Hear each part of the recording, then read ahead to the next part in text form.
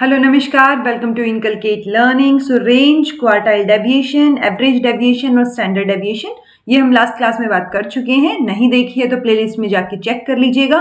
Statistic in psychology और education की ये सीरीज है पूरी की पूरी।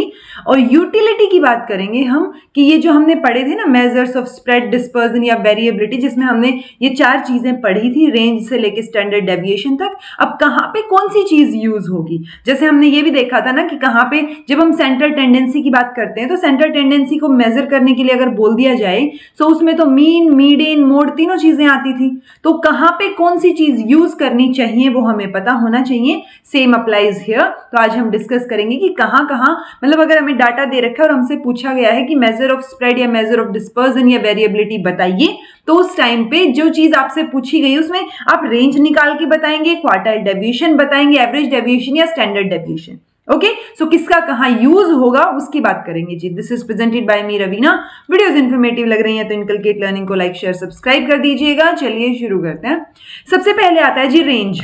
अगर हम रेंज की बात करें तो ये हम तब मेजर करेंगे जब when we need to know simply the highest and lowest score of the total spread. तो अगर सिर्फ हमें लोवेस्ट और हाईएस्ट के बारे में जानना है तो हम रेंज की बात करेंगे। और रेंज में हमने क्या किया था, हाईएस्ट में से लोवेस्ट माइनस ही तो किया था, राइट। जब ग्रुप या डिस्ट्रीब्यूशन इज टू स्मॉल, जब वो छोटी है, डाटा आपके पास कम दे रखा है, तो उससे क्या होगा, अगर वो चीज होगी छोटा इन द सेंस एक, मतलब रेंज बहुत ज्यादा नहीं दिखेगी उसमें आपको, कि अगर आपको 10 वैल्यू दे रखे हैं तो 1 से लेके अगर 1000 दे दिया तो 999 तो रेंज आ गई ना। लेकिन जब डाटा स्मॉल है आपके पास, तो अगर डाटा या डिस्ट्रीब्यूशन टू स्मॉल, उस टाइम पे हम रेंज का यूज करेंगे। अगर हम ये चाह रहे हैं कि हमें जल्दी से पता चल जाए कि इसका मेजर जो है वेरिएबिलिटी क्या है, ठीक है, वेरिएबिलिटी या डिस्पर्जन क्या है इसका, तो वो जल्दबाजी के चक्कर में हम रेंज बताएंगे, क्योंकि हमें सिर्फ हाईएस्ट वैल्यू देखनी है, लोवेस्ट देखनी है, दोनों को माइनस करना है। सो वो मेजर ऑफ वेरिएबिलिटी हो गया। So when we want to know about the variability within the group with no time, यानी जल्दी जल्दी बताना है, ठीक है।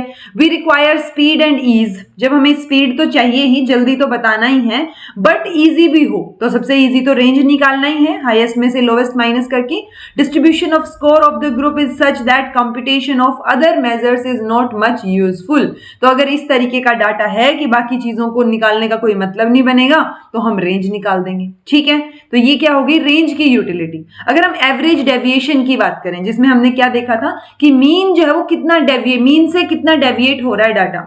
So distribution off score is normal और नियर टू नॉर्मल। तो जब डिस्ट्रीब्यूशन नॉर्मल हो, नॉर्मल एक नॉर्मल कर्व के बारे में हम पढ़ेंगे नेक्स्ट क्लास में, पहले नॉर्मल कर्व या नॉर्मल प्रोबेबिलिटी कर्व, तो एक बार वो भी देखिएगा। सो जब डिस्ट्रीब्यूशन ऑफ स्कोर जो है वो नॉर्मल है, यानी एनपीसी हो आपके पास। Standard deviation is unduly influenced by the presence of extreme deviation. अगर डेविएशन एक्सट्रीम है, जैसे मैंने आपको बताया था कि एक वैल्यू 1 हो और 1000 हो, तो वो एक्सट्रीम डेविएशन हो गया। उस केस में हम रेंज को अवॉइड करते हैं और एवरेज डेविएशन निकालते हैं। It is needed to weigh all the deviation from the mean according to their size. So इसमें क्या जरूरत पड़ेगी हमें, जितने भी डेविएशन है, अगर हमसे ये पूछा जाए ना सब में ही डेविएशन कितना है, सारे डाटा को इंक्लूड किया जा रहा है, उस टाइम पे हम क्या करेंगे, एवरेज डेविएशन निकालेंगे। लेस रिलायबल मेजर है ये किसका, वेरिएबिलिटी का। तो ज्यादा रिलायबल कौन सा होगा, सबसे ज्यादा रिलायबल स्टैंडर्ड डेविएशन होता है, एसडी, ठीक है। अब देख लेते हैं क्वार्टाइल डेविएशन। डिस्ट्रीब्यूशन अगर स्क्यूड है, यानी डिस्ट्रीब्यूशन अगर नॉर्मल है, तो हम किस में जा रहे हैं, एवरेज डेविएशन में जा रहे हैं। लेकिन अगर स्क्यूनेस है वहां पे, तो उसमें कहां जाएंगे हम, क्वार्टाइल डेविएशन में। स्क्यूनेस का मतलब होता है कि या मतलब कुछ एक जगह पे, जैसे नॉर्मल प्रोबेबिलिटी कर्व ये होता है ना, तो स्क्यूनेस में हो जाएगा कि एक तरफ ज्यादा कम चीजें मिलेंगी, या फिर इस तरीके से मिलेगा। ओके, सो यानी एक्सट्रीम स्कोर्स तो हैं बट बहुत कम है। Measure of central tendency is available in form of median. तो अगर हमें मीन, मीडियन, मोड की जगह मीडियन दे रखा है, तो उस टाइम पे हम क्वार्टाइल डेविएशन को प्रेफर करते हैं। डिस्ट्रीब्यूशन इज इरेगुलर और has some indeterminate end values. तो अगर डिस्ट्रीब्यूशन इरेगुलर है तब भी हम क्वार्टाइल डेविएशन के साथ जा सकते हैं। We have to determine the concentration around middle 50% of the cases. तो मिडल 50, क्योंकि Q3 माइनस Q1 कर रहे थे ना हम इसके अंदर, राइट तो वो जो मिडल 50% केसेस हैं उनके बारे में हम देखते हैं क्वार्टाइल डेविएशन में। सो उस दौरान अगर हमें तभी तो मिडल में, क्योंकि मिडल में 50 जो आता है आधे ऊपर आधे नीचे, वो भी तो मीडियन होता है ना, इसलिए ये मीडियन से रिलेटेड है। ओके तो जब हमें मिडल 50 की कंसंट्रेशन निकालनी हो उस टाइम पे हम क्वार्टाइल डेविएशन को यूज करेंगे।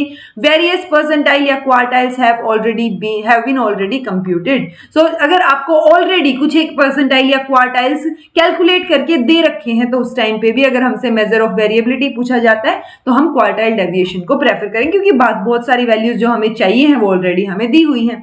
राइट अब आता है जी देन ओके ये स्टैंडर्ड डेविएशन आएगा, ये एसडी है, ठीक है, क्वार्टाइल पिछला हो गया। स्टैंडर्ड डेविएशन की बात करें तो ये मोस्ट रिलायबल है। तो जब हमें बहुत विश्वसनीयता के साथ कोई डाटा मेजर करना है, वेरिएबिलिटी मेजर करनी है, तो सबसे ज्यादा रिलायबल रहेगा standard deviation. There is a need of computation, अगर हमें कोरिलेशन कोएफिशिएंट निकालना है या further significance of difference between mean निकालना है तो उस टाइम पे हमें स्टैंडर्ड डेविएशन जो है वो पहले निकालना पड़ेगा, क्योंकि हमें उसकी जरूरत भी पड़ेगी और ये रिलायबल भी है। ठीक है, मेजर ऑफ सेंटर टेंडेंसी अगर मीन है तो हम क्या निकालेंगे, स्टैंडर्ड डेविएशन निकालेंगे, क्योंकि थोड़ा सा ही फर्क होता है, मैंने आपको दिखाया था।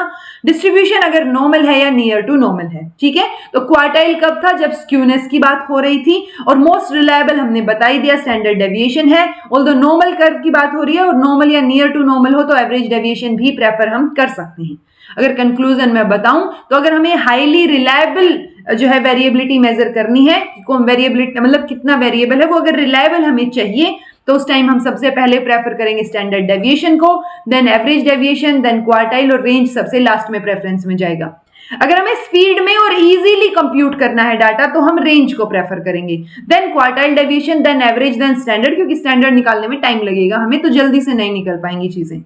अगर मीडियन दे रखा है मेजर ऑफ सेंट्रल टेंडेंसी के रूप में तो क्वार्टाइल देन रेंज, और अगर मीन दे रखा है तो स्टैंडर्ड डेविएशन और एवरेज डेविएशन।